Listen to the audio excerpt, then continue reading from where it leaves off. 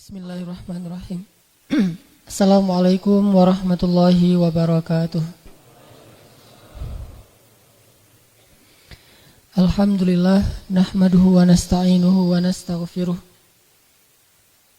Hamdan katsiran tayyiban mubarakan fih kama yuhibbu rabbuna wa yarda. Asyhadu an la ilaha illallah wahdahu la syarika lah. Lahul mulku wa lahul hamd wa huwa ala kulli syai'in qadir.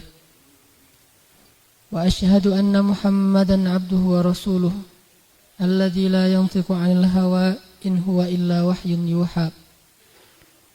Allahumma salli wa sallim wa barik ala hadzal nabiyil karim kama dzakarahu adh-dzakirun al-akhyar. Wa salli wa sallim wa barik alaihi makhtalafa al-lail wan nahar. Wa salli wa sallim wa barik ala sayyidina wa habibina wa maulana Muhammadin wa ala al-muhajirina wal ansar. Wa ba'd.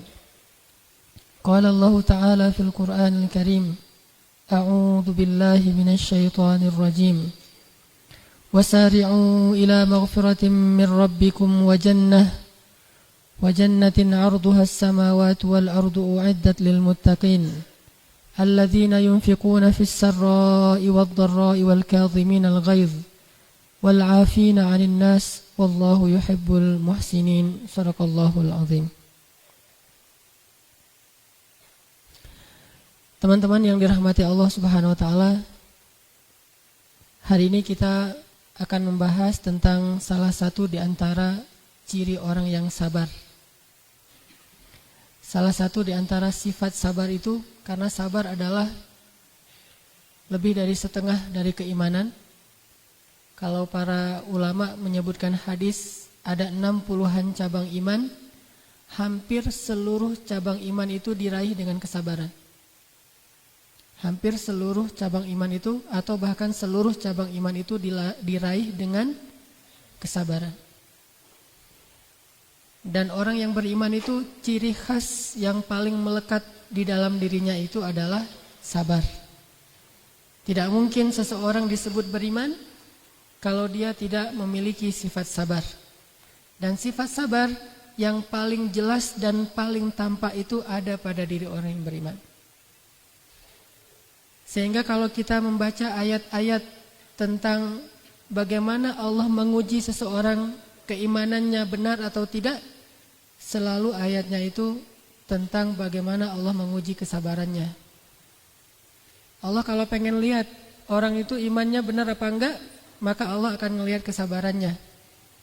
Bukan dilihat ibadahnya, bukan dilihat lisannya, bukan dilihat penampilannya, hartanya, amal.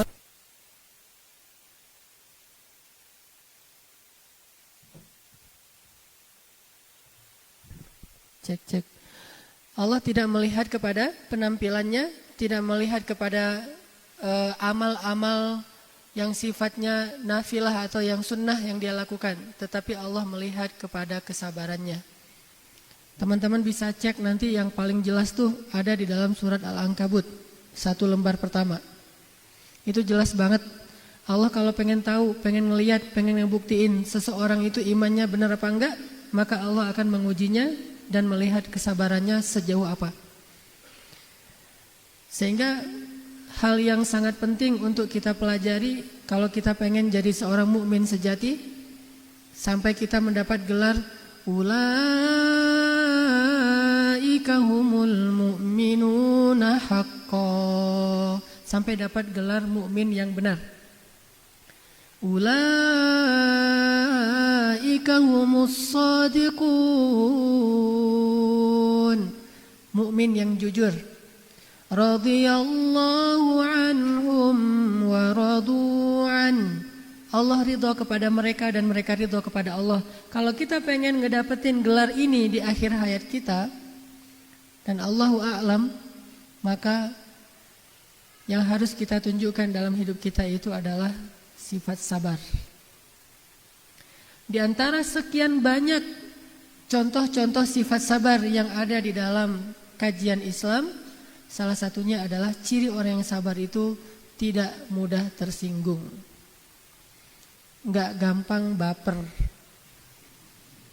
Itu ciri orang yang sabar.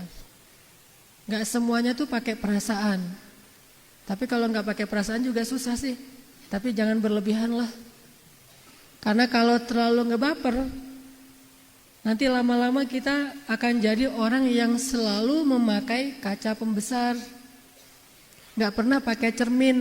Orang kalau sering pakai kaca pembesar, yang kecil jadi besar kan ya. Yang kabur-kabur jadi jelas.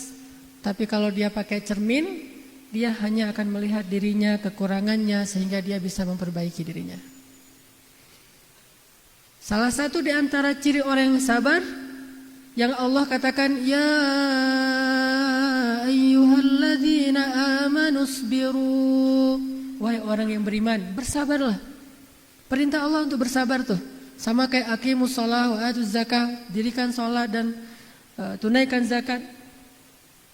Allah juga memerintahkan kepada orang yang beriman untuk bersabar, tapi perintah bersabar 2 kali diulang-ulang dalam satu ayat. Jarang banget ada Allah mengatakan dalam satu ayat, wahai orang yang beriman, dirikanlah sholat dan dirikanlah sholat. Yang ada dirikanlah sholat dan bersabarlah atasnya. Atau beribadah kepada Allah dan bersabarlah atasnya. Tapi jarang Allah mengatakan satu perintah yang sama berurutan di dalam satu ayat kecuali perintah sabar. Ya ayyuhalladzina amanu isbiru wasabiru. Wahai orang yang beriman, bersabarlah dan kuatkanlah kesabaran kalian. Seolah-olah Allah mengatakan gini, bersabarlah, ya Allah, tapi saya udah sabar. Ya udah, kuatin lagi kesabaran kamu gitu. Jadi nggak ada cerita, sabar juga kan ada batasnya. Sebetulnya sabar bukan ada batasnya, sabar ada tempatnya. Kalau di tempatnya, maka sabar aja terus tanpa berbatas. Allah lah yang menentukan batasnya kapan. Sebagaimana Allah juga menentukan ajal setiap segala sesuatu. Sehingga Allah memerintahkan kita dengan bahasa yang sangat jelas, menutup semua ayat di surat Ali Imran. Ayat penutup, seolah-olah setelah Allah membahas tentang semua masalah dalam surat Ali Imran, ujung-ujungnya Allah simpulkan, kalau kalian pengen ngedapatin semua kebaikan di surat Ali Imran, ya ayyuhalladzina amanu isbiru wasabiru. Wahai orang yang beriman, bersabarlah dan kuatkanlah kesabaran kalian. Sehingga salah satu di antara ciri orang yang sabar tuh, dia enggak gampang tersinggung. Dia enggak gampang pundungan. Apalagi kalau pundungnya fi sabilillah. Gimana pundung fi sabilillah? Ada orang ngajak temannya ke masjid. Yuk ke masjid yuk, ada talim tuh bagus. Kayak kamu udah pasti masuk surga aja. Ya udahlah, kamu aja masuk neraka sendiri, udah tertutup hatinya dan segala macam, udah pergi sendiri. Saya nggak akan ngajak-ngajak dia lagi. Dia emang orangnya udah apa misalnya. Kita belum apa-apa ya, baru ngedakwahin orang sehari 2 hari udah pakai surat Al-Baqarah. Khatamallahu ala qulubihim. Belum apa-apa udah khatamallahu ala qulubihim. Padahal kalimat khatamallahu ala qulubihim itu hak prerogatifnya Allah saja. Kita nggak boleh bilang itu. Ayat itu hanya Allah yang bisa menyampaikannya kepada makhluk, kepada hambanya. Karena cuma Allah yang tahu isi hati hamba. Sehingga kita gak punya hak mengatakan, tuh orang-orang yang kayak gitu tuh, itu udah ditutup hatinya. Khatamallahu ala qulubihim. Jadi kita udah gak perlu capek-capek mendakwahi mereka. Bukankah Allah udah pasti menutup hatinya Abu Thalib, tetapi Rasul terus mendakwahinya? Bukankah Allah sudah menutup hati anaknya Nuh, tetapi Nuh masih tawar-menawar kepada Allah, ya Allah beri saya 1 hari lagi, 1 hari aja, mudah-mudahan dia bisa terbuka hatinya. Tapi karena kita pundung fi sabilillah, baru sekali 2 kali kita ngajak teman kita ngajak istri kita, ngajak suami kita, baru sekali 2 kali kita mengajarkan mereka tentang kebaikan, lalu mereka menolak mentah-mentah, langsung kita tidak sabar, lalu pundung dan tidak mau lagi mengajak mereka kepada kebaikan. Apa kata Allah di akhir surat Al-Qalam? Wala takun kasahibil hut. Janganlah kamu seperti orang yang dimakan ikan. Allah enggak mau menyebut namanya untuk menutupi aibnya. Janganlah kamu, ini etika Allah, bukan menutupi aibnya, maaf, etika Allah kepada nabinya. Wala takun kasahibil hut. Janganlah kamu seperti orang yang dimakan ikan. Siapa dia? Nabi Allah Yunus alaihissalam. Kenapa beliau disebut orang yang makzum, orang yang dikuasai amarahnya dan tidak mampu menahan dirinya dari marah kepada kaumnya? Karena beliau tidak sabar terhadap penentangan kaumnya. Dan menurut saya sih wajar banget beliau gak sabar. Kalau kita mah gak wajar. Beliau sangat wajar. Setelah sekian tahun berdakwah, sekian tahun bersabar, dizolimi terus menerus, akhirnya beliau pundung. Menurut saya sih wajar. Tetapi walaupun wajar, Allah gak rela. Gimana kalau kita yang masih belum sangat wajar? Nabi Yunus berdakwah kepada kaumnya. Yang menentang beliau itu bukan cuma kaumnya, tetapi pemerintahnya. Jadi dari pemerintah beliau diteror, beliau ingin dibunuh. Dari kaumnya yang beliau belain, malah menuduh beliau macam-macam. Jadi seolah-olah kita lagi ngebelain teman kita, orang lain menghujat-hujat kita, teman yang kita belain juga ikut menghujat kita. Pernah gak ngerasain kasus kayak gitu? Kita lagi ngebelain seseorang, tapi orang itu bukan malah mendukung kita, malah dia menghujat kita. Akhirnya yang jadi kambing hitam kita sendiri. Ini ujian kalau kayak gini ini lagi diuji seperti Nabi Yunus. Sehingga akhirnya Nabi Yunus, ya udahlah terserah kalian. Kalau nggak mau beriman itu urusan kalian, bukan urusan saya. Pergi. Perginya juga bukan mau berhenti berdakwah. Perginya mau mencari umat lain yang mau mendengar dakwah beliau. Bukan berhenti berdakwah. Kalau kita mungkin saya mah nggak mau cari masalah, mending saya jadi pengusaha aja. Saya nggak mau jadi ustadz lagi, ternyata terlalu banyak disorot, jadi orang biasa aja. Saya mah nggak mau lagi berdakwah, karena orang-orang dakwah itu harus suci, nggak boleh ada salah. Mending saya jadi orang biasa aja. Nggak mau lagi berdakwah.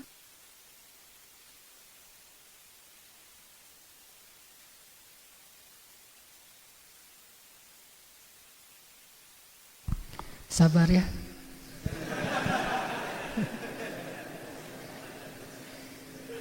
Gak ada batasnya kan? Ya udah biarin aja deh. Sabar ya, dengerin yang kayak gini-gini.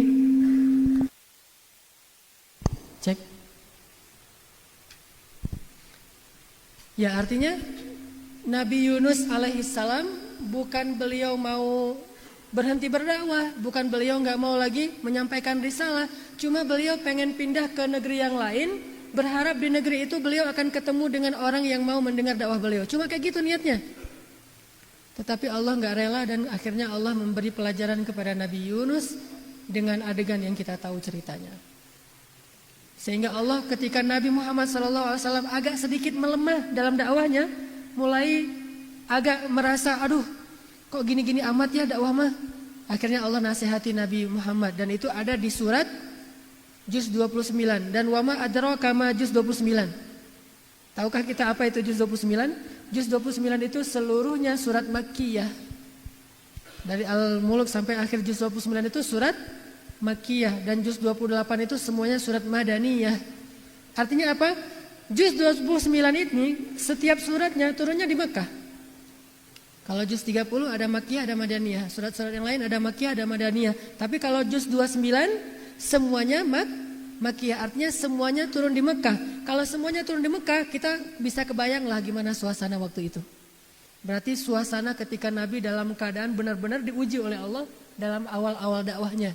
Dihujat sana sini, dicaci maki, dicela, difitnah, ditinggalkan orang-orang tercintanya, orang-orang terdekatnya, tinggal sendiri, jatuh miskin, disiksa fisiknya, perasaannya dan seluruhnya dalam kondisi yang melemah kayak gitu. Allah menasihati Nabi Muhammad dengan kalimat wasbir, bersabarlah terhadap ketetapan Tuhanmu dan janganlah kamu seperti orang yang dimakan ikan.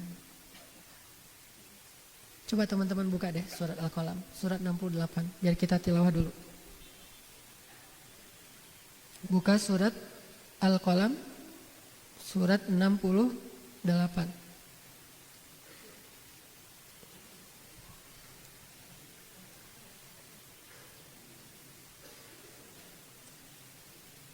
Kita mulai dari ayat 44 sampai selesai. Surat Al-Qalam surat 68 kita mulai dari ayat 44.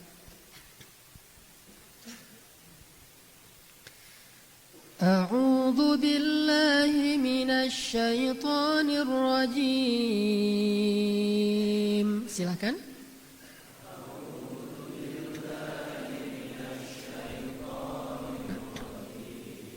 Ya, kita baca yang serentak ya. Setelah saya baca, teman-teman ikutin dan suarakan ini sebagai syiar kita, gemakan Masjid Istiqomah dan Kota Bandung ini dengan suara-suara anak muda. Bismillahirrahmanirrahim.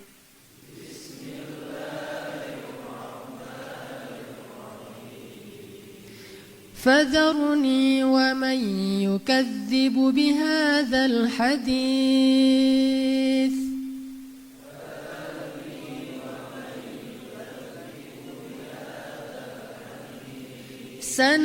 سنستدرجهم من حيث لا يعلمون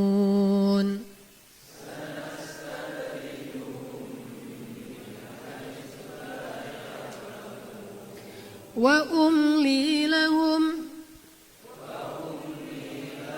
إن كيدي متين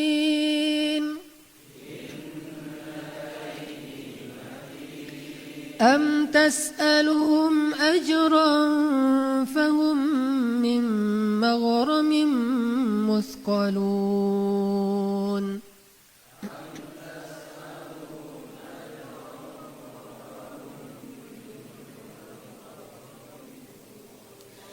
أم عندهم الغيب فهم يكتبون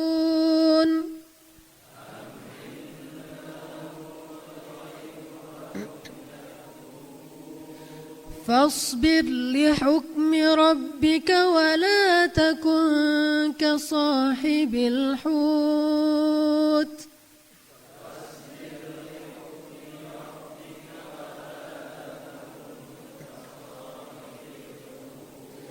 ولا تكن كصاحب الحوت إذ نادى وهو مكظوم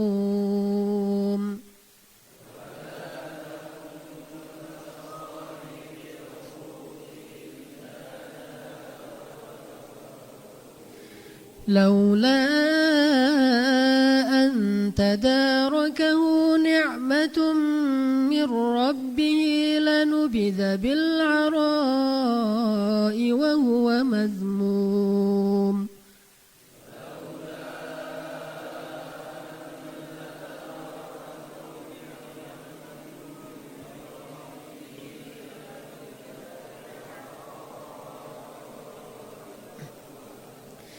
فاجتباه ربه فجعله من الصالحين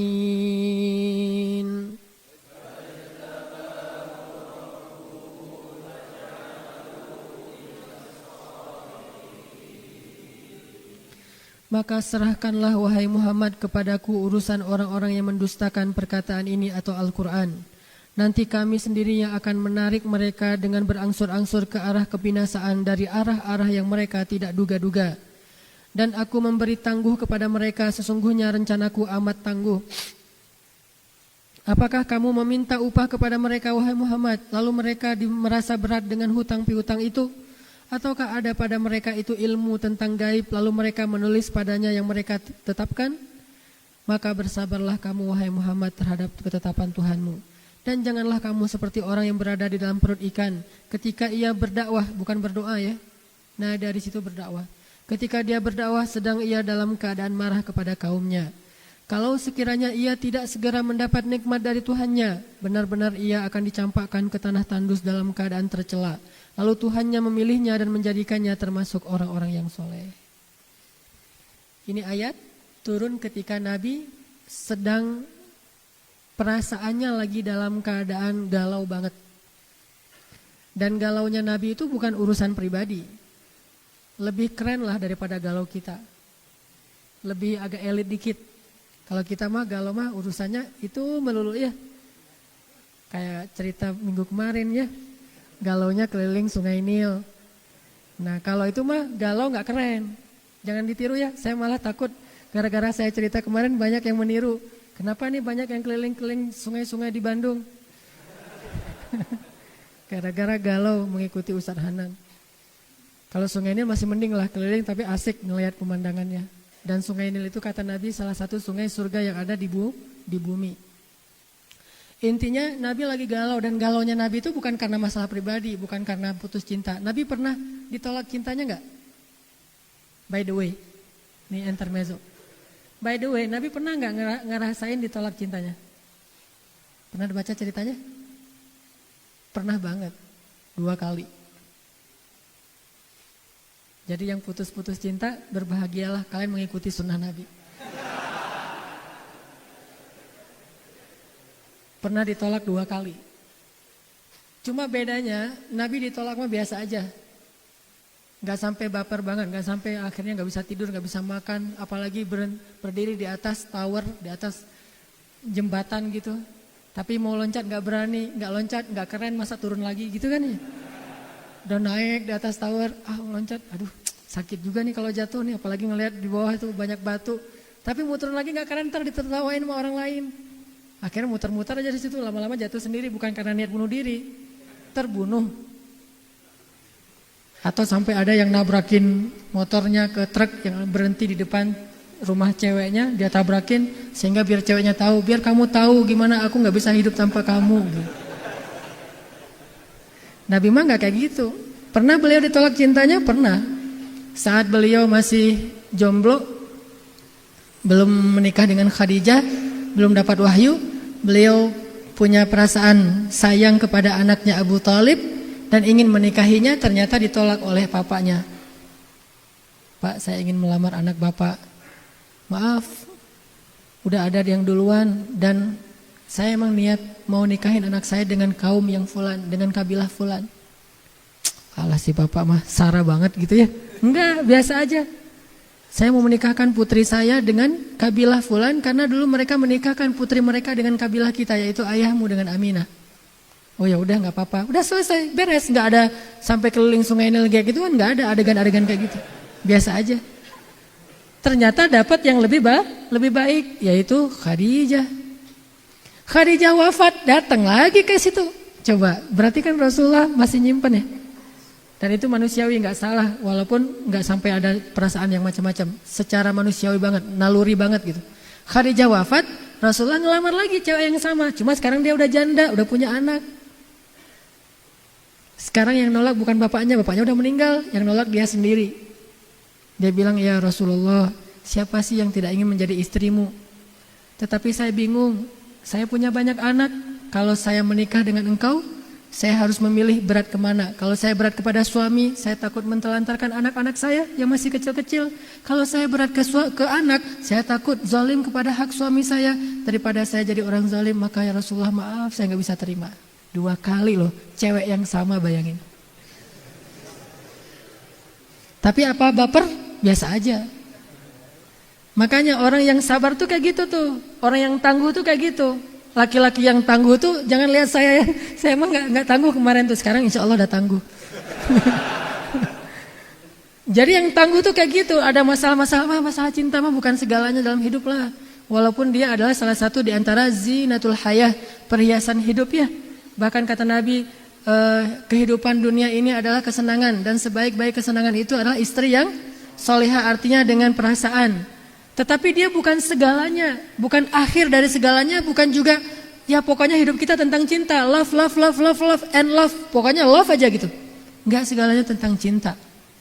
Ada hal yang lebih penting daripada sekedar masalah cinta yang identik dengan hawa nafsu, yaitu cinta karena Allah. Kalau cinta karena Allah mah enggak akan pundung gara-gara status yang enggak jadi, biasa aja. Tapi kalau cinta karena hawa nafsu, statusnya nggak diokein, nggak dijadiin, nggak disahkan, maka dia pun menjadi pundung fi sabilil hub, di jalan cinta. Nanti tulis tuh artikel dengan judul orang-orang yang pundung di jalan cinta. Dan itu banyak banget tuh, sampai ketika dia pundung di jalan cinta kayak gitu ya, dia akan mencari lagu-lagu yang akan mendukung kepundungannya. Akan mendukung kegalauannya, mendukung perasaannya yang lagi hancur-hancuran. Dia cari lagu misalnya, kau hancurkan hatiku, hancurkan. Atau satu lagi hancur melulu. Dari awal sampai terakhir hancur. Saya kan dulu pernah tuh tinggal di Dewi Sartika, di Sarbini. Dan di situ ada Saritem nomor 2 di Bandung. Saya tinggal bersebelahan dengan rumah mereka. Pagi-pagi saya lagi beres-beres mau keluar, ada anak kecil gitu. Anak usia 4 tahun gitu. Dia nyanyi sambil main di depan rumah saya. Kau hancurkan hatiku, hancurkan hatiku. Ini anak 4 tahun hatinya udah hancur. Pertanyaannya siapa yang telah menghancurkan hati anak ini? Gitu. Yang satu lagi yang cewek, panggil aku si Jablay. Anak usia 5 tahun cewek udah jadi Jablay. Ini masa-masa kejayaan orang Indonesia ya. Luar biasa anak kecil lagunya. Kalau dulu saya masih kecil mah lagunya Si Komo lewat, yang gitu-gitu lagu gak jelas gitu, lagu anak-anak banget. Kalau sekarang udah dewasa. Sehingga lebih gampang lagi dia pun pundung. Makanya kalau kita mau sabar tuh ketika kita dalam keadaan kayak gitu, galau kebawa perasaan kita karena ucapan-ucapan yang membuat kita tersinggung atau ucapan-ucapan yang membuat kita gak nyaman hatinya, biar gak gampang pundung. Jangan lagi mendukung rasa resah kita itu dengan syair-syair jahiliyah. Saya tidak ngomong musiknya, saya ngomong liriknya, saya ngomong kontennya. Jangan mendukung lagi kegalauan kita dengan syair-syair jahiliyah. Apa itu syair-syair jahiliyah? Di masa Rasul dulu ada syair-syair yang dibuat dan dibacakan untuk menambah kegalauan dan menikmati suasana galau. Syair jahiliyah itu macam-macam. Ada syair tentang perang. Dia biasanya tentang rasial. Orang yang anti kepada kabilah yang lain, kabilah kami lebih hebat, itu ada. Namanya syair jahiliyah. Kita bisa belajar itu dalam Fakultas Sastra di Universitas Al-Azhar. Tapi itu bisa jadi bahan dakwah juga. Ada syair jahiliyah yang menceritakan tentang nenek moyang, menggembanggakan kaumnya. Ada syair jahiliyah yang menceritakan tentang dosa-dosa, indahnya berbuat dosa ini, dosa itu. Kalau sekarang cinta semalam, cinta terlarang segala macam. Ini syair jahiliyah. Ada lagi syair jahiliyah yang bahasanya menceritakan tentang tubuh perempuan. Sehingga orang ketika membacakan syair-syair itu menjadi semangat sambil minum khamar, dia mendengar syair-syair tentang tubuh perempuan dibacakan sehingga dia menjadi semangat untuk melakukan dosa besar. Ada juga syair-syair jahiliyah yang menceritakan tentang cinta perempuan yang diputuskan segala macam. Nah, ini semuanya adalah syair-syair jahiliyah. Cek.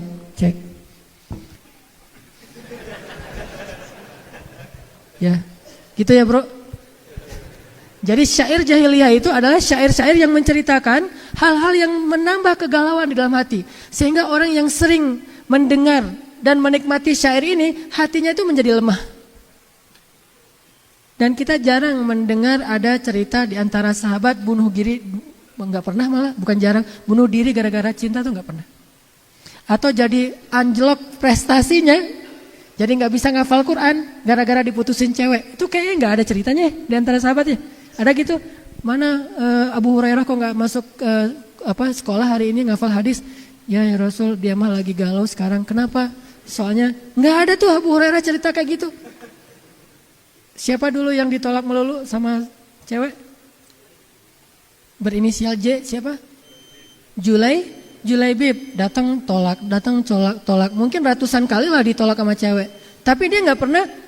Gara-gara itu kemudian menjadi malas ke masjid, malas beribadah. Saya mah pundung dari amal soleh gara-gara saya udah soleh tetap ditolak juga. Dulu saya nggak soleh ditolak, sekarang udah soleh tetap ditolak. Terus apa untungnya soleh saya? Ternyata soleh nggak membuat saya diterima oleh cewek-cewek. Memangnya soleh buat diterima? Atau mungkin bisa saja Allah menyediakan yang lebih baik. Intinya jangan dukung kegalauan kita dengan syair-syair seperti ini. Pasti nggak enak banget loh. Kalau lagi galau dengerin lagu kayak gitu pasti nggak enak banget. Lagi galau dengernya lagu-lagu, enaknya lagu apa ya kalau lagi galau? Punk rock gitu, biar sekalian gini. Kalau saya lagi galau, misalnya lagi galau banget, dengerin ceramah-ceramah dari ustadz-ustadz yang dari Yaman. Itu kayaknya pengobat galau banget tuh. Kalau lagi pengen semangat, dengerin ceramah dari ustadz-ustadz dari Mesir. Kalau lagi pengen solidaritas, dengerin ceramah-ceramah ustadz dari Syam. Kalau pengen belajar fikih, dengerin ceramah-ceramah ustadz dari Madinah dan Makkah. Tergantung menunya nih. Kalau lagi galau biasanya dari Yaman. Salah satu yang saya favorit banget tuh Habib Ali Al-Jufri. Itu benar-benar ngobatin galau banget. Menenangkan banget. Atau Aid Al-Qarni, La Tahzan. Atau Nabil Al-Iwadi atau Al-Awdi. Saya dengar ini Jadi cepat hilang galaunya tuh cepat banget. Emang Ustaz bisa galau? Galau juga. Manusia kan? Cuma galaunya bukan lagi soal cinta. Alhamdulillah udah selesai masalah itu. Allah udah memberikan yang terbaik dan sudah selesai. Jadi udah tutup buku soal bab cinta. Sekarang bab yang lain. Bab yang lain, bab keluarga. Bisa aja galau. Lagi gak enak sama istri. Sebagaimana Ali dan Fatimah galau kan? Ali kalau lagi galau ngapain? Ali kalau lagi galau tuh tidur di masjid. Jadi kalau yang rajin tidur di masjid, insya Allah sedang galau. Insya Allah kita lanjutkan setelah salat isya. Ya, bismillahirrahmanirrahim. Teman-teman yang dirahmati Allah Subhanahu wa taala. Biar kita bisa jadi orang yang lebih asik, easy going, gak terlalu baper dan gak pundungan. Apalagi ketika kita melakukan sesuatu karena Allah. Yang pertama, kalau udah kadung kebawa perasaan kita lagi galau, lagi kacau, lagi gak nyaman, maka janganlah mendukung kegalauan itu, ketidaknyamanan itu dengan syair-syair jahiliyah. Syair jahiliyah itu syair-syair yang meratapi keadaan. Ucapan-ucapan atau lirik-lirik yang membuat kita semakin merasa bisa menikmati ketidaknyamanan kita, menikmati kegalauan kita, menikmati rasa sakit hati kita. Kalau zaman dulu tuh kan ada lagu-lagu apa tuh tahun 60-an yang masih tahu lagu Teluk Bayur gitu-gitu. Yang diputerin di bus-bus kalau lagi perjalanan luar kota tuh. Itu kan makin membuat kegalauan. Atau masa-masa tahun 90-an tuh ada slow rock dari Malaysia yang galau abis gitu kan. Atau kalau zaman tahun 80-an saya masih SD mah Isabella gitu kan ya. Isabella adalah, wah itu mah galau banget tuh kalau udah dengar lagu itu. Atau makin kesini tuh makin banyak galaunya tuh makin kurang bersyair emang. Syairnya udah gak disebut syair lagi tapi udah lebih plan-plan, lebih jelas gitu. Kalau dulu kan masih dirangkai syair-syair lagunya. Kalau sekarang mah orang udah malas mikir. Jadi syair-syairnya tuh apa adanya aja, yang penting mengungkapkan bahwa dia sedang galau banget. Apalagi lagu-lagu sekarang tuh saya udah gak terlalu banyak hafal. Kalau saya hafalnya udah banyak yang versi-versi Arabnya. Sejak saya di Mesir banyak dengar lagu-lagu Arab. Lagu Arab juga galau sih sebetulnya, sama-sama galau gitu. Namanya jazz Arab gitu ya. Jadi sama aja. Kalau kita sering dengar lagu kayak gini dalam keadaan galau, itu makin galau. Bahkan dengerin lagu kayak gini nggak galau aja bikin galau sebetulnya. Kita lagi biasa-biasa aja sih, nggak ada masalah gitu. Tapi pas dengar lagu itu, kok hari ini saya jadi nggak enak gini ya, karena kebawa gitu. Liriknya bukan musiknya. Kalau musiknya instrumen segala macam atau lagu-lagu yang sifatnya membangun, yang sekedar hiburan, maka itu nggak masalah. Bahkan para sahabat juga bernyanyi sebetulnya, dan bahkan Ali pernah bernyanyi di dalam masjid. Bernyanyi di dalam masjid di masa Abu Bakar As-Siddiq. Rasulullah udah wafat. Ali duduk dalam masjid bernyanyi, bersenandung gitu, tapi nggak pakai alat musik, hanya dengan akapela gitu. Tiba-tiba seorang sahabat menegur, "Ya Ali, kenapa kamu bernyanyi? Ini kan rumah Allah dalam masjid." Apa kata Ali? "Sesungguhnya saya melakukan hal yang sama di masa Rasul dan Rasulullah membiarkan." Artinya boleh, cuma nggak boleh jadikan tempat nyanyi. Cuma kalau bernyanyi sesekali kayak ngegumang gitu, kecil-kecil sendiri gitu nggak masalah. Sampai sahabat itu kalau dalam berjihad, menggali parit khandak itu nyanyi kan? Yang salah satu yang ngebangkitin semangat mereka apa? Dengan syair-syair yang membangun semangat. La in qa'adna wa nabiyyu ya'malu fadzaka minnal 'amalul mudallalu la 'isha illa 'ishal akhirah Allahumma arham ansara wal muhajirah. Dinyanyiin rame-rame sambil ngangkat batu menggali parit khandak. La in qa'adna wa nabiyyu ya'malu. Artinya apa? Kalau kita duduk-duduk aja, Nabi sendiri bekerja.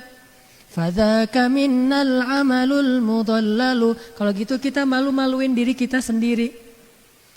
La 'isha illa 'ishal akhirah. Gak ada kebahagiaan kecuali di akhirat. Allahumma arham ansara wal muhajirah. Ya Allah, rahmati orang Ansar dan Muhajirin. Diulang terus, semangat kerjanya, gak kaku. Artinya mereka menyemangati diri mereka ketika lelah. Satu dengan sholat, ketika Nabi bilang kepada Bilal, arihna bis sholah ya Bilal, istirahatkan kami dengan sholat ya Bilal. Tapi jangan berhenti di situ. Banyak orang kalau ngebahas cuma segitu doang. Jadi taat doang tapi nggak asik. Bacalah cerita tentang menggali parit khandak itu yang utuh. Sehingga nanti ada adegan menggali parit khandak, ada adegan orang ngangkat batu nggak kuat akhirnya ketimpa batu itu sendiri. Ada yang nggak punya alat untuk ngangkat batu yang kecil-kecil, akhirnya dia pakai jubahnya. Ada yang adegan sholatnya yang mengistirahatkan mereka. Tapi juga ada adegan hiburan. Salah satu di antara mereka punya inisiatif buat syair spontan. Kan orang Arab mah bisa spontanitas buat syair kayak orang berpantun gitu. Jadikan irama musik, kemudian dinyanyikan yang lain rame-rame, semuanya pada tersenyum, semangat lagi bekerja. Jadi bisa, musik itu bisa membuat kita lebih kuat dari kegalauan. Tapi pilih yang benar-benar bisa membangkitkan semangat kita dalam kebaikan. Kayak misalnya kalau pengen jadi orang yang istiqomah, ghuraba, ghuraba, ghuraba, ghuraba. Itu lagu yang kalau bagi saya tuh buat saya kalau lagi merasa sendiri, jadi semangat lagi gitu. Yang dulu kita pas teman-teman yang pernah ikut hiking bareng dulu ke Ciwidey, pas kita naik dan turun, siapa vokalisnya dulu? Mana vokalisnya? Oh ini dia nih. Vokalisnya dari naik sampai turun, lagunya gimana Pev? Masih ingat lagunya? Lagu apa? Allahu ghayatuna, Allah tujuan kami. Itu dari naik sampai turun tuh lagi sampai kita bareng-bareng nyanyi. Hal-hal yang kayak gini nih nyanyian, musik, bahkan pakai alat pengeras suara gitu. Dan ini semuanya sesuatu yang bisa meredam rasa galau kita. Sehingga sahabat itu ketika mereka lagi dalam keadaan tegang, mereka bernyanyi. Ketika mereka dalam perjalanan ke perang Khaybar itu perang yang termasuk salah satu perang yang sulit banget. Mereka bernyanyi. Tapi lagu-lagu yang dipilih itu membangkitkan semangat. Kalau orang Hamas di Palestina, gimana lagunya? Hey hey hey hey hey hey hey hey. Kan lagunya tuh lagu perang gitu ya, lagu semangat gitu. Kita juga di Indonesia bisa gitu, tapi dibentuk dalam akustik misalnya. Intinya jangan menambah kegalauan kita dengan syair-syair jahiliyah, tapi kuatkan hati kita dengan syair-syair terbaik. Yang pertama Al-Quran, yang kedua nasihat, yang ketiga tak apalah kalau kita sesekali mendengar musik atau irama-irama lagu yang membangkitkan semangat. Jangan menyerah atau lagu apa. Kalau senang yang rap, banyak lagu-lagu rap yang keren-keren juga. Ayo ke masjid, atau yang saya suka tuh salah satu political rappers yang dari Inggris tuh, dia nyanyiin tentang Palestina, nyanyiin tentang hak asasi manusia, bukan muslim, tetapi dia nyanyinya tuh membangkitkan semangat tentang apa itu teroris, mereka memanggil kami teroris padahal mereka sendiri teroris segala macam. Nah, ini kan hal-hal yang sifatnya membangkitkan semangat. Jadi bukan mengharamkan, tetapi kita memilih mana yang paling pantas buat kita, karena kita nih kaum terpilih. Jadi segala yang kita nikmati itu pilihan. Bukan sembarangan, bukan yang diobral. Sehingga menguatkan hati kita dalam keadaan galau. Jadi kalau kayak gitu insya Allah bisa lebih easy going. Ada masalah? Kalau nggak bisa baca Quran, dengerin bacaan Al-Quran. Kadang-kadang kita ada masalah, baca Quran makin nambah masalah. Soalnya bacaan kita kacau balau ya. Lagi banyak masalah, ini baca Quran ini alif lam mim dibaca alama ya. Jadi kan kacau jadinya tuh. Banyak salah nih, nggak enak nih. Dengerin bacaan Al-Quran orang lain, dengerin azan-azan, dengerin senandung-senandung yang menambah pahala. Pernah ngerasa capek nggak dengerin bacaan Al-Quran? Jujur, nggak ada yang berani jawab. Saya juga pernah ngerasa capek dengerin Al-Quran tuh capek, wajar, manusiawi. Artinya malal itu dalam bahasa Arab artinya bosan, dan itu sesuatu yang manusiawi. Jangan malu kalau kita mengatakan, aduh saya agak bosan, astagfirullahaladzim. Tapi astagfirullah ya, bosan terhadap bacaan Al-Quran itu astagfirullah, tapi itu manusiawi. Nah saat seperti itulah ada hiburan. Kenapa Nabi, nggak usah dengerin lagu mah, yang penting Al-Quran udah yang paling baik. Iya, tapi kan bukan berarti nggak boleh. Nabi juga mendengar bacaan syair-syair yang tadi, sahabat mendengar bacaan syair tadi, dan itu nggak menunjukkan bahwa mereka itu bosan dan nggak senang pada Al-Quran. Manusiawi banget, butuh hiburan, seni, jamal. Coba nanti perhatikan di Al-Quran, suatu saat saya akan bahas betapa banyak ayat-ayat seni di dalam Al-Quran itu banyak banget. Yang diistilahkan dengan jamalun, keindahan. Karena manusia butuh itu untuk supaya lebih kaya jiwanya dan lebih bijak jadinya. Dan kalau dalam keadaan kayak tadi lagi dalam keadaan lemah bisa kuat lagi gitu. Maka kalau misalnya udah dengerin Al-Quran, pengen dengerin lagu deh, atau pengen dengerin tausiah, pilih tausiah yang singkat-singkat tapi membangkitkan semangat. Salah satunya kalau saya misalnya senang dengar kalau yang versi bahasa Melayunya Habib Zainal Abidin tuh yang dari Malaysia ya. Itu kan singkat-singkat tuh 3 menit, 2 menit, 4 menit. Tapi kan banyak menu tuh. Kita lagi pengen masalah apa? Maafkanlah atau jangan sakit hati, jangan marah, apa segala macam kan banyak tuh. Tinggal klik di YouTube, dengerin, semangat lagi. Atau baca. Saya kalau lagi ada masalah perasaan saya ke keluarga, misalnya ke istri gitu. Dari mana saya tahu hadis tentang 70 kali seorang suami harus bersabar kepada istri? Dari ketika saya galau. Ketika saya lagi galau masalah istri mungkin ada yang gak enak gitu, ada percekcokan, ada permasalahan, beda pendapat dan itu wajar setiap keluarga ngalamin. Saya langsung nge-browsing di internet. Nasihat Nabi kepada suami. Bukan nasihat Nabi ke istri, itu makan nambah galau tuh. Kita lagi sebel sama istri, kita cari istri solehah menurut Al-Quran dan Sunnah. Aduh, itu makin galau banget tuh. Kalau kita yang galau, cari solusi buat kita, bukan untuk orang yang kita galauin. Makanya yang saya search di Google tuh nasihat Nabi kepada para suami. Pakai bahasa Arab, pakai bahasa Indonesia. Kalau yang bisa bahasa Arab lebih banyak lagi tuh keluarnya tuh. Keluar, tab pakai bahasa Arab, keluar nasihat-nasihat yang sangat banyak. Salah satunya yang sangat membekas bagi saya tuh ketika Nabi ditanya berapa kali seorang suami harus bersabar kepada istrinya dalam sehari, kata Nabi 70 kali. Akhirnya saya ngitung, istri saya nyebelin saya sekali, baru sekali, baru 10 kali, baru 20 kali misalnya. Tapi alhamdulillah gak pernah lebih dari 5 kali dalam sehari. Berarti kan masih jauh, gak perlu tunggu sampai 70 kan. Ini 5 juga gak akan sampai dalam sehari. Dia juga mungkin tahu, jangan sampai lebih dari 5 deh, dicicil besok lagi gitu misalnya. Jadi 70 itu dibagi sebulan dan kita nggak ada alasan untuk marah karena 70 dalam sehari. Kalau 70 dalam sebulan itu masih wajar banget. Jadi kalau teman-teman yang nanti udah nikah, terutama yang baru nikah nih, ada yang baru pulang dari bulan madu nih. Kalau misalnya dibuat agak tersinggung oleh istrinya dalam sehari kurang dari 70 kali, dia belum punya alasan yang kuat untuk marah. Kalau belum sampai 70 kali, dia nggak punya alasan yang kuat buat marah. Berarti dia harus sabar. Kalau dia marah, berarti dia bukan suami yang solih. Khairukum li ahlikum wa ana khairukum li ahli. Sebaik-baik kalian yang paling baik untuk keluarga kalian dan aku yang paling baik untuk keluargaku. Salah satu artinya sebaik-baik kalian yang paling tahan marah 70 kali untuk keluarga kalian. Dan aku tahan banget 70 kali marah dari kesalahan keluargaku. Ini kalau lagi ada masalah hati, langsung cari solusi sendiri, cari obatnya. Jangan udah sakit dikorek-korek lagi tuh luka, makin sakit. Cari obatnya langsung diobatin, dan obatnya itu pastinya adalah pertama zikrullah. Ala bidzikrillah, bukankah dengan mengingat Allah? Ala bidzikrillah tatma'innul qulub, hati menjadi tenang. Satu pasti tuh dengan zikir, kedua dengan Al-Quran, ketiga dengan tilawah, dengan nasihat-nasihat dari para ulama. Keempat dengan hiburan-hiburan yang menyenangkan, yang positif. Bisa jalan, bisa main, bisa dengerin musik dengan apa yang positif-positif. Dan yang terakhir mungkin dengan cara lupain aja deh, tidur. Jadi solusi terakhir, udah sholat, zikir, aduh masih sakit hati gitu. Mungkin kurang khusyuk. Lagi sholat mikirin masalah. Tilawah Al-Quran yang dilihat bukan huruf-huruf Al-Quran tapi masalah-masalah. Listnya gitu banyak banget.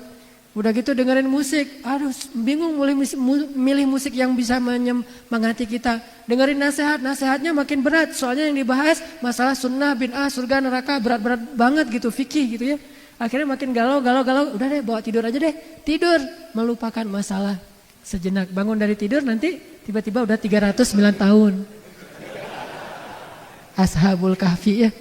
Karena banyak banget masalah, udah deh dipakai tidur aja deh. Udah tidur aja di gua. Udah bangun-bangun berapa tahun kalian, berapa lama kalian di sini? Setengah hari atau 1 hari? Enggak, kalian 309 tahun di sini. Itu walaupun bahasanya adalah bahasa dakwah, sebetulnya tidurnya Ashabul Kahfi itu salah satu cara Allah nasihatin kita. Kalau kalian punya masalah tidur aja deh. Kayak Ashabul Kahfi, dakwah enggak bisa diterima oleh kaumnya. Nah yuk kita tidur aja yuk bareng-bareng yuk gitu. Pergilah ke gua tidur 309 tahun.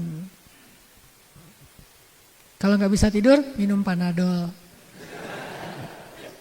Insya Allah bangun tidur tuh segar loh, nggak ada masalah lagi. Memang butuh tidur, kadang-kadang bukan masalah sih, memang butuh tidur aja. Kita stres karena capek banget, jadi butuh tidur. Itu satu poinnya ya, jangan nambah masalah dengan syair-syair jahiliyah.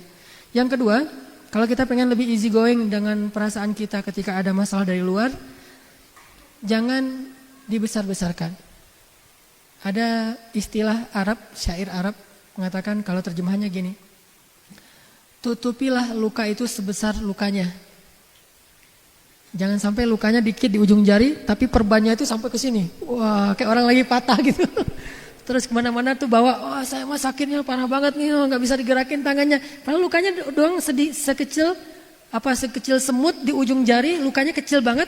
Tapi yang ditutup misalnya ketusuk duri gitu ya, bukan segitu doang yang di plester gitu. Tapi wah semuanya sampai ke sini nih. Sehingga dia jalan juga kayak gini, merasa bahwa dia yang paling berat lukanya di muka bumi. Ini berarti orang yang membesar-besarkan masalah. Udah segitu doang. Kata para ulama, tutupilah jarhah, tutupilah luka itu sebesar ukuran luka itu. Jangan dilebih-lebihkan. Udah segitu aja. Kalau bahasa yang tadi saya pakai, analoginya jangan pakai kaca pembesar. Makin jelas, makin besar tuh. Padahal kecil aslinya. Kayak setitik debu kalau dipakein kaca pembesar, jadi batu kan, yang dari jauh tuh nggak terlalu kelihatan, jadi jelas banget. Itu kalau pakai kaca pembesar. Makanya biar lebih easy going, lihatlah masalah seukuran masalah. Kalau satu kata cukup satu kata, jangan dirapel dengan semuanya yang selama ini kita dengerin. Tuh kan benar, memang selama ini dia disebutin semuanya, diakumulasi. Berarti kita memperbesar masalah. Setiap ada masalah, udah segitu aja. Jangan ditambah dengan yang kemarin. Yang kemarin lagi, yang setahun yang lalu, 2 tahun yang lalu, yang seumur hidup diakumulasi jadi satu, triggernya kecil tapi meledaknya tuh luar biasa. Kenapa? Karena kita tidak proporsional dalam menyikapin masalah. Ada teman kita yang salah ngomong, udah yang itu doang tuh. Sehingga lebih mudah untuk memaafkannya, lebih mudah untuk melupakannya ketimbang dia salah ngomong sekali, kita ingat beberapa kali yang lalu. Dia juga pernah dulu, yang lain-lain, semuanya dirapel, akan susah sekali kalau kayak gitu. Maka lihatlah masalah seukuran masalah. Jangan dilebih-lebihkan. Jangan hiperbola, jangan lebay. Mungkin poin kedua itu artinya jangan lebay. Ini poin kedua. Dan yang terakhir, yang ketiga, biar kita lebih easy going dari ucapan orang, dari sikap orang lain. Cobalah belajar, ajari telinga kita untuk ikhlas. Ajari telinga kita untuk ikhlas. Apa maksud telinga kita untuk ikhlas? Maksudnya telinga kita ini belajar mendengar sesuatu itu karena Allah, bukan karena kita, bukan karena orang lain. Kalau karena kita hanya mau mendengar sesuatu yang menyenangkan hati kita. Kalau karena orang lain, kita mendengar orang-orang yang menurut kita respect, menurut kita orangnya keren. Kalau misalnya orangnya kita sebel, kita nggak mau dengar. Tapi dengarlah karena Allah. Kalau karena Allah, asalkan itu kebaikan dan kebenaran, kita terima dari siapapun, dari musuh sekalipun. Apa kata Nabi? Terimalah kebaikan walaupun keluarnya dari mulut seorang budak Habasyah. Artinya bukan karena siapa yang ngomong, bukan seperti apa ucapannya, tetapi intinya adalah kebaikan, dengarkan saja. Dan itu bukan mengkritik kita, itu justru sesuatu yang baik buat kita. Nahnu ahaqqu bihadza. Kaum muslimin lebih berhak menerima kebaikan ini daripada orang lain. Sehingga terima kebaikan itu dari siapapun. Enggak boleh sombong. Jangan sampai kita mengingkari kebenaran dan kebaikan hanya gara-gara kebenaran dan kebaikan itu keluar dari orang yang menurut kita lebih rendah daripada kita. Jangan sampai kita menolak suatu kebaikan hanya gara-gara kebaikan itu ditampakkan oleh orang yang menurut kita nggak baik. Menurut kita nggak baik, padahal belum tentu menurut Allah kayak gitu. Jangan sampai seorang istri menolak nasihat dari suaminya yang menurut istrinya suaminya belum menjadi seorang suami yang solih. Jangan sampai seorang suami menolak kebaikan dari istrinya karena hanya berpikir istrinya belum taat kepada suaminya. Terimalah kebaikan dari siapapun, bahkan dari mulut seorang budak Habasyah atau dari musuh sekalipun. Budak Habasyah itu agamanya bukan agama Islam. Bukan agama Islam, budak pula dan bukan orang Arab. Jadi secara status sosial di masyarakat Arab itu jauh beda dengan orang Arab, Quraisy, Ahlul Bait. Tetapi tetap diterima yang namanya kebaikan dari siapapun juga. Kita belajar dari semua orang, kita menerima kritik dari semua orang, Nggak ada cerita saya seorang guru maka saya nggak boleh dikritik oleh muridnya. Bahkan seorang nabi pun dikritik oleh para sahabat dan beliau nggak marah. Siapa sahabat yang pernah mengkritik nabi? Habis-habisan kritiknya. Umar masuk Islamnya belakangan lagi tuh. Kalau Abu Bakar masih mending, kalau Khadijah masih mending. Ini Umar yang masuk Islamnya tuh setelah Nabi berdoa lama baru masuk Islam. Yang di masa jahiliyahnya pernah minum khamar, dosanya macam-macam. Kritik Nabi, ya Rasulullah, keras suaranya di depan Nabi. Sampai Allah sendiri yang menurunkan ayat, ya ayyuhalladzina amanu la tarfa'u aswatakum fawqa sautin nabi. Janganlah kalian mengangkat suara kalian di hadapan Rasul melebihi suara Rasul. Tapi Rasul gak marah. Allah yang mengajari mereka etika, tetapi Rasul nggak jadi baper gara-gara itu. Kenapa? Karena kalau itu emang niatnya baik, Umar berpendapat bukan karena marah ke Rasul. Umar berpendapat walaupun dia nggak setuju dengan Rasul, itu pasti karena Allah. Umar setuju dan nggak setuju, itu karena Allah. Kenapa? Karena Umar itu zahir dan batinnya sama. Zahir dan batinnya sama. Kalau dia zahir nggak setuju karena Allah, berarti batinnya juga gitu. Nggak ada munafik dalam, nggak ada dzi wajhain. Tidak ada bermuka dua di dalam diri Umar bin Khattab. Dia orangnya terus terang gitu. Sehingga Rasulullah paham banget karakter Umar. Umar mah karena dia nggak setuju, pasti nggak setujunya karena Allah, bukan karena dia nggak enak sama saya, karena dia ada masalah sama saya, enggak. Pernah Umar dengan Abu Bakar tuh kayak gitu. Abu Bakar ngusulin sesuatu, Umar bilang, menurut saya nggak kayak gitu ya Rasul. Baper Abu Bakar, tersinggung, nggak easy going. Akhirnya Abu Bakar bilang, Umar, kamu kayaknya seneng banget beda sama saya ya, kata Abu Bakar. Kata Umar, enggak, saya emang kayak gini pendapat saya. Tapi kamu selalu membantah saya, enggak pernah sama pendapat kita. Ramai itu di depan Rasulullah. Akhirnya turun lagi ayat, ya ayyuhalladzina amanu la tarfa'u aswatakum. Jangan lagi kalian bersuara keras di depan Nabi. Bertaubat lagi. Pernah ngalamin kayak gitu juga sahabat. Insaniyatus sahabah, sisi-sisi manusiawinya para sahabat.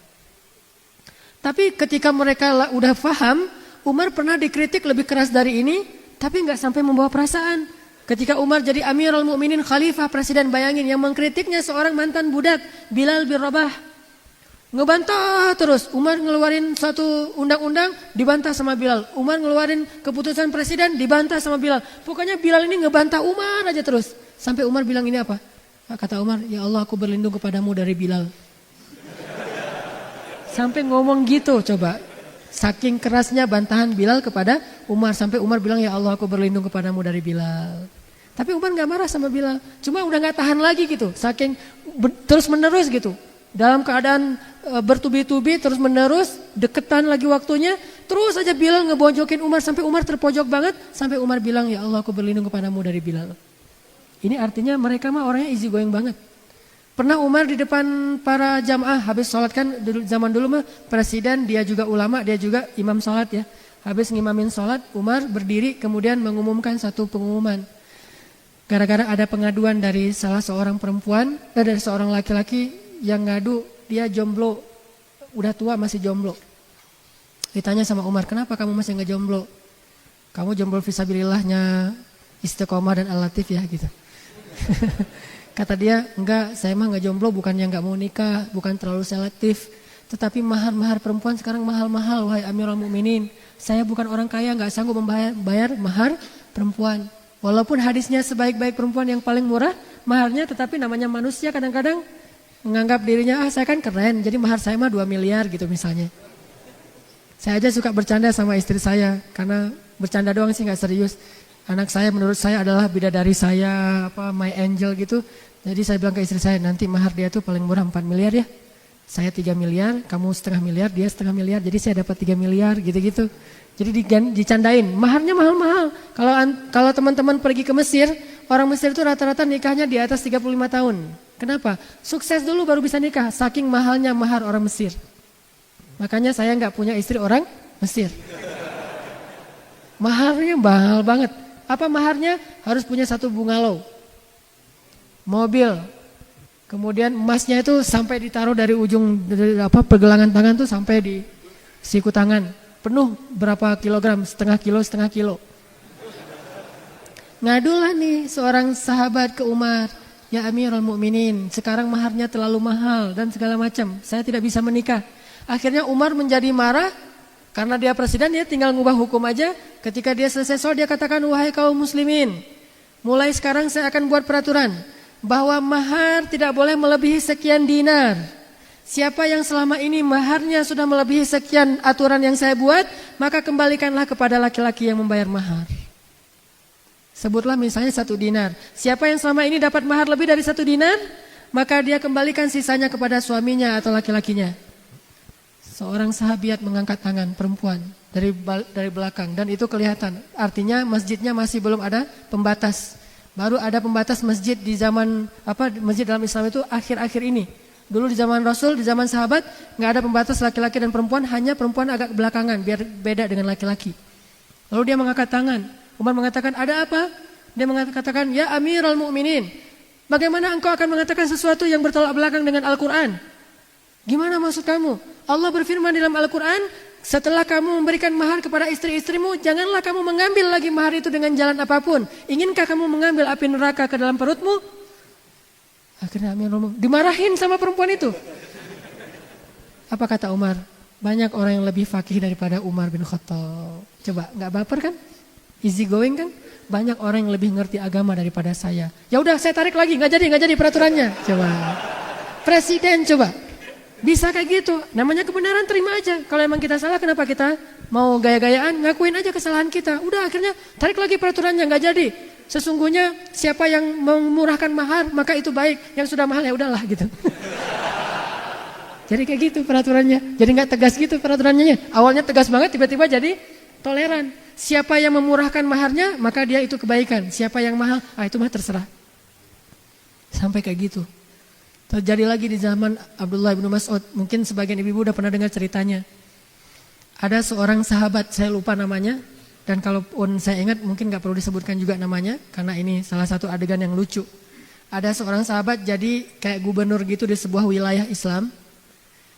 Namanya dulu mungkin masih sedikit ulama, jadi dia gubernur, dia ulama juga. Masyarakat minta fatwa kepada gubernur. Datang kepada gubernur, Pak, saya mau minta fatwa seorang laki-laki dengan istrinya. Fatwa apa? Gini Pak, saya itu minum susu istri saya. Kata dia, terus gimana nih status saya sebagai suami? Apakah jadi terputus sehingga saya jadi anak susu dari istri saya? Coba gitu pertanyaannya. Ini pertanyaan fikih ya, ini bukan vulgar. Emang kayak gitu ceritanya. Saya minum susu istri saya, sehingga apakah dengan demikian saya sudah menjadi anak susuan? Kalau jadi anak susuan kan berarti saya udah gak jadi suami dia lagi, jadi anak susuan. Beda statusnya gitu. Sahabat ini bingung. Akhirnya dia, oh iya, kalau gitu kamu udah jadi anak susuan dia, berarti kalian sudah cerai nih, udah gak bisa lagi. Kalian jadi ibu dan anak. Oh gitu ya? Ya gitu. Kayak seorang ustadz ditanya gak tahu dalilnya, asal jawab aja gitu. Udah ya gitu. Akhirnya karena udah dibilang kayak gitu, dia pulang dengan sedih suami istri. Ya kita mah jadi anak sama ibu ya gitu. Masih mending saya kan adik kakak, ini mah anak ibu. Statusnya lebih pahit lagi tuh, itu sakit banget tuh statusnya. Sakitnya tuh di mana-mana gitu. Melihat istrinya, dulu manggilnya Yayang, Bebeb apalah istilahnya ya. Sekarang manggilnya Bu, Yana gitu. Kan gak enak banget tuh, gara-gara salah fatwa. Udah difatwain gitu, akhirnya pulang sedih, udah gak bisa lagi apa-apain, bukan lagi suami istri, udah sedih banget. Tiba-tiba berita ini terdengar ke seorang sahabat di Madinah, dia ahli Al-Quran namanya Abdullah bin Mas'ud. Yang hafal 1 juz hanya dengan sekali dengar langsung hafal. Ilmunya banyak banget, Abdullah bin Mas'ud. Abdullah bin Mas'ud mendengar ini langsung mengatakan, Innalillahi wa inna ilaihi raji'un. Ini musibah, langsung dia pergi ke negeri itu, dia memperbaiki keadaan di sana. Dia langsung datang ke gubernurnya, apa yang sudah kamu fatwakan? Kata dia, emang masalahnya apa? Ada yang bertanya katanya ibu susu dan segala macam. Ya emang kayak gitu, nah mana dalil kamu? Nggak tahu, menurut saya sih kayak gitu. Coba dimarahin sama Abdullah bin Mas'ud di depan pejabat-pejabatnya, di depan pegawainya, di depan orang banyak dimarahin terus. Kata Abdullah bin Mas'ud, sekarang kamu umumkan lagi yang sebaliknya. Kenapa? Karena Rasulullah bersabda, sesungguhnya batasan menyusui yang menjadikan dia anak susunya itu hanya 2 tahun. Di atas usia 2 tahun itu tidak jadi darah dan daging, udah minum aja sesukanya, nggak masalah gitu. Hanya di bawah 2 tahun yang berstatus jadi anak susuan. Di atas 2 tahun gak jadi anak susuan. Oh gitu, saya gak pernah dengar hadisnya. Makanya jangan berfatwa sembarangan. Wah repot kan? Diundang lagi semua masyarakatnya yang udah tahu fatwa itu, termasuk orang tadi. Wahai kaum muslimin, saya salah. Nih jiwa besar nih seorang pemimpin. Easy going, nggak baper. Wahai kaum muslimin, saya salah, maafkan saya. Sesungguhnya manusia bisa bersalah. Jadi ada reason gitu, cari justifikasi. Manusia juga bisa bersalah. Dan mulai sekarang jangan pernah lagi kalian menanyakan fatwa kepada saya. Tanyalah kepada orang ini, Abdullah ibnu Mas'ud. Tidak halal saya mengeluarkan fatwa selama orang ini masih hidup. Akhirnya orang yang tadi pegangan tangan lagi. Ya, kita jadi suami istri lagi. Jangan terlalu ngebawa perasaan. Udah kalau emang itu benar, terima aja. Akuin saja bahwa kita salah. Apa ruginya kita mengakui salah? Bukankah Allah memaafkan kesalahan? Yang rugi kalau kita nggak mengakui kesalahan, kita nggak akan pernah mengubah kesalahan kita menjadi kebaikan. Maka solusi yang diajarkan oleh para ulama tadi adalah terimalah kebaikan walaupun dari orang yang kita benci sekalipun. Mudah-mudahan kita bisa ngamalin ilmu yang sedikit ini dalam kehidupan kita sehari-hari dan menjadi orang yang lebih taat dan lebih asik dalam kehidupan bersama dengan orang-orang yang kita cintai. Yuk kita tutup dengan sama-sama berdoa. Bismillahirrahmanirrahim. Alhamdulillahirabbil alamin. Hamdan katsiran tayyiban mubarakan fih. Allahumma shalli wa sallim wa barik ala sayyidina Muhammadin wa ala alihi wa sahbihi ajma'in. Ya Arhamar Rahimin, ampunkanlah dosa-dosa kami ya Allah, ampunkanlah kesalahan-kesalahan kami ya Allah, maafkanlah kekeliruan dan kesilapan kami ya Allah. Kami akui bahwa kami banyak salah dan dosa ya Allah. Tak mungkin kami menutup keburukan-keburukan dan dosa kami di hadapan-Mu ya Allah. Meskipun kami mengingkarinya, Engkau Maha tahu dan bahkan Engkau lebih teliti daripada hitung-hitungan kami ya Allah. Engkau Maha mengingat semua kesalahan kami sejak kami balik sampai hari ini. Berapa kali kami sudah meninggalkan sholat ya Allah. Berapa kali kami mengabaikan azan subuh. Berapa kali kami melakukan maksiat. Berapa kali kami menegup minuman-minuman yang Engkau haramkan. Berapa kali kami menyentuh kulit-kulit yang telah Engkau haramkan dengan syariat-Mu. Berapa kali kami membantah orang tua. Berapa kali kami mencela orang lain. Berapa kali kami mengambil hak orang lain. Engkau Maha tahu banyak sekali salah-salah kami ya Allah. Banyak sekali dosa-dosa kami ya Allah. Lebih banyak yang tidak kami sadari dosa-dosa kami daripada yang kami sadari ya Allah. Kami akui semua itu dan maafkanlah kami ya Allah. Kepada siapa kami akan meminta maaf kalau bukan kepada Engkau ya Allah. Siapa lagi yang bisa mengampuni dosa-dosa kami kalau bukan Engkau ya Allah. Kami sadari bahwa dosa-dosa itulah yang menyulitkan hidup kami ya Allah. Kami sekarang tahu bahwa dosa-dosa di masa lalu kami itu membuat kami tidak tenang ya Allah. Dosa-dosa itulah yang menghalangi kami dari rezeki dan kebaikan ya Allah. Dosa-dosa itulah yang mengeraskan hati kami ya Allah. Dosa-dosa itulah yang telah menjadikan hidup kami hancur sampai seperti ini ya Allah. Kami sadari dosalah penyebab segala keburukan dalam hidup kami, bukan dari-Mu ya Allah. Keburukan tidak datang dari-Mu, keburukan datang dari diri kami sendiri ya Allah. Sehingga jika Engkau tidak memaafkan dan mengampuni dosa-dosa itu, pasti keburukan tidak akan pernah hilang dari kehidupan kami ya Allah. Pasti akan lebih banyak lagi malapetaka yang akan menimpa kami karena dosa-dosa itu ya Allah. Kami sangat mengharapkan ampunan-Mu ya Allah. Karena kami lemah dan kami gak akan sanggup menghadapi akibat dari dosa-dosa kami. Kami tidak akan kuat menghadapi dampak dari dosa-dosa kami di masa yang akan datang ya Allah. Kami gak akan sanggup menghadapi keadaan ketika anak-anak kami membantah nasihat kami karena dulu kami membantah nasihat orang tua kami ya Allah. Kami tidak akan sanggup mengetahui jika anak-anak kami pernah melakukan dosa yang pernah kami lakukan dulu ya Allah. Kami tidak akan sanggup jika tahu anak perempuan kami berbuat dosa yang kami pernah lakukan di masa lalu ya Allah. Kami tidak sanggup melihat anak-anak kami yang laki-laki melakukan dosa yang pernah kami lakukan dahulu ya Allah. Kami tidak kuat untuk menerima dampak dari dosa-dosa kami sendiri ya Allah. Kami tidak sanggup ya Allah. Maka maafkanlah kami ya Allah. Untuk menebus dosa itu dengan amal soleh pun kami belum sempurna ya Allah. Masih kurang banget amal-amal kami ya Allah. Please ya Allah, maafkanlah kesalahan kami ya Allah. Jika Engkau tidak mengampuni dosa kami, pasti kami akan rugi dunia dan akhirat. Dan jika Engkau menutup pintu taubat dan ampunan-Mu, ke pintu mana lagi kami harus memohon taubat dan ampunan selain pintu rahmat-Mu ya Allah. Ya Arhamar Rahimin, ampunkanlah dosa-dosa kami ya Allah, ampunkanlah kesalahan-kesalahan kami ya Allah, hapuslah catatan amal buruk kami ya Allah, janganlah Engkau menghisap kami dan menyulitkan hisap kami dengan buruknya amal kami itu ya Allah. Janganlah Engkau menghalangi kami dari husnul khatimah karena lisan kami sering berbohong ya Allah, karena lisan kami sering berdusta ya Allah, karena lisan kami sering mengucapkan kalimat-kalimat yang buruk ya Allah. Janganlah Engkau jadikan kami orang yang bangkrut di akhirat ya Allah, karena kezaliman kami kepada saudara kami ya Allah. Ampunkanlah dosa-dosa kami ya Arhamar Rahimin. Engkau melihat bagaimana kami bersungguh-sungguh setiap pekan datang ke rumah-rumahmu ini, duduk dalam majelis-majelis ilmu-Mu, karena kami ingin memperbaiki diri kami sendiri ya Allah. Meski kami tidak tahu apakah kami akan seperti ini sampai akhir hayat kami ya Allah, Engkau yang maha tahu masa depan. Tetapi kami berharap kebaikan dari-Mu, walau dengan sedikit amal yang baru kami lakukan ya Allah. Ya Arhamar Rahimin, Ya Tawwab, Ya Tawwab, Tub alaina, terima taubat kami ya Allah. Jadikanlah kami orang-orang yang taubatan nasuha. Janganlah Engkau kembalikan kami kepada dosa-dosa itu ketika kami menjadi lemah, ketika kami tidak kuat menghadapi ujian-ujian keimanan dari-Mu, sehingga kami kembali ke belakang sebagaimana orang-orang yang munafik kembali ke belakang. Ya Allah, sabbit qulubana, tetapkan hati kami dalam ketaatan ya Allah. Tetaplah hati kami dalam amal soleh seberat apapun ujian yang Engkau timpakan kepada kami ya Allah.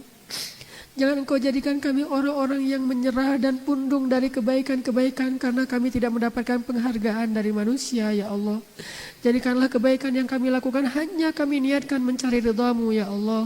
Jangan biarkan kami menjadi lemah dalam beramal soleh hanya gara-gara mengharapkan balasan dari manusia ya Allah. Kuatkanlah iman dan hati kami dalam ketaatan. Tetapkanlah keistiqomahan kami ya Allah, dalam keadaan senang dan dalam keadaan susah, dalam keadaan kaya dan dalam keadaan miskin, dalam keadaan lemah dan dalam keadaan kuat. Ya Allah, tetapkanlah hati kami. Ya Arhamar Rahimin, kami tahu Engkau tidak akan menerima iman seseorang sebelum Engkau menguji dan melihat kesabarannya. Dan kami merasa sejak kami hijrah, ujian yang Engkau berikan kepada kami belumlah mampu menunjukkan bukti keimanan kami.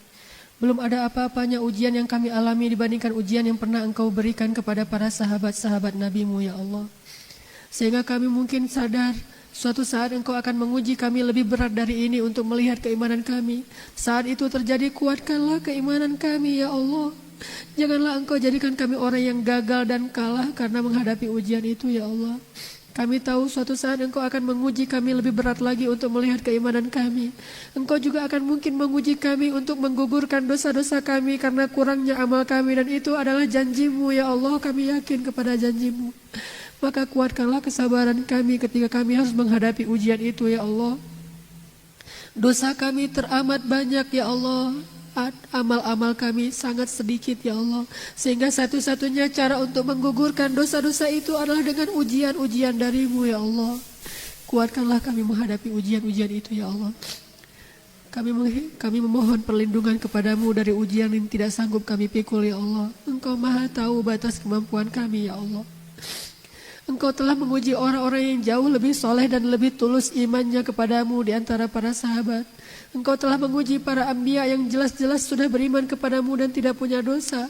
Siapa kami yang tidak akan Engkau uji padahal dosa kami menumpuk di masa yang lalu ya Allah. Pasti Engkau akan menguji kami suatu saat nanti meskipun kami tidak siap saat ini ya Allah. Maka kuatkanlah hati kami jika kami harus menghadapi ujian itu ya Allah. Jika di antara kami hari ini ada yang sedang Engkau uji keimanannya, ujian fisiknya, ujian hartanya, dan ujian perasaannya, kuatkanlah kami ya Allah menghadapi dan melewati ujian ini.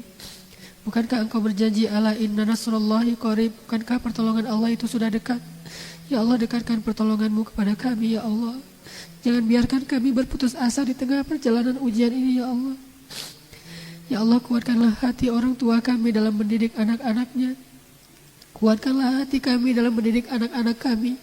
Kuatkanlah hati suami-suami kami dalam memimpin istrinya. Kuatkanlah hati istri-istri kami dalam mentaati suaminya. Ya Arhamar Rahimin, jika kami lapar, jadikanlah lapar kami sebagai penggugur dosa kami di masa lalu. Ya Arhamar Rahimin, jika kami sedih, jadikanlah kesedihan kami penggugur dosa kami di masa yang lalu. Ya Arhamar Rahimin, jika kami sakit, jadilah sakit kami sebagai penggugur dosa kami di masa yang lalu. Ya Arhamar Rahimin, jika kami merasa khawatir, jadilah kekhawatiran kami sebagai penggugur dosa kami di masa yang lalu. Ya Arhamar Rahimin, jadikan setiap musibah dan ujian dalam hidup kami penggugur dosa kami di masa yang lalu, dan kuatkanlah kesabaran kami, ya Allah. Ya Arhamar Rahimin, kepada siapa kami harus mengadu dan curhat kecuali kepada Engkau yang Maha Tahu keadaan hamba-Nya. Kami ini lemah, kami ini fakir, kami ini tidak ada apa-apanya di hadapan-Mu, ya Arhamar Rahimin. Semua kami punya masalah sendiri-sendiri. Seandainya semua masalah ini kami adukan kepadamu, sedikit pun tidak akan menyulitkanmu, ya Allah. Yas'aluhu man fis samawati wal ardh kulla yawmin huwa fi sya'n. Setiap hari Engkau sibuk mengurus hamba-hambamu. La ta'khudhuhu sinatun wa la nawm. Uruslah kami, ya Allah, peliharalah kami dan bimbinglah kami, ya Arhamar Rahimin.